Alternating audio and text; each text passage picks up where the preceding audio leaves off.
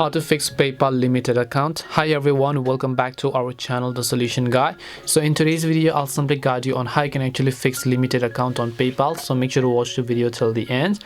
In order to fix limited account on PayPal, all you have to do is just open up your browser, and then let's say that your account is not verified or anything, and that is the reason why you're having limitations. So to remove the limitations, you have to verify your account, and to verify your account, go to www.paypal.com, log into your ID, and then you'll see this type of interface. Once you come to this page, it'll give you this little red pop-up at the top that says submit info to access your funds. It's because I have not verified my identity, so I'll just click on this button that says submit info to access your funds. Once I click on that specific button, it'll ask, we need some more information from you, right? So it'll ask me to enter a valid government issued ID, so it'll ask me to upload a photo.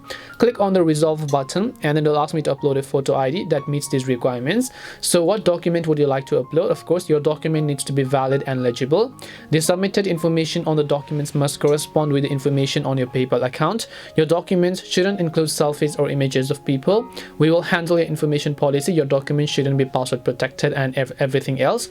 So all you need to do is just select document type and select whether you want to upload a driver's license, a passport, a national identity card, or even an official government issued photo ID. I assume most of you have your national identity card, so you can do that, and then you can simply drag and drop your file from your file manager. Just drag and drop, or just simply browse through the file, select your file that you want to download it, and then just click on the submit button in order to make the changes. And this is it on how you can simply remove the limitations of your PayPal account.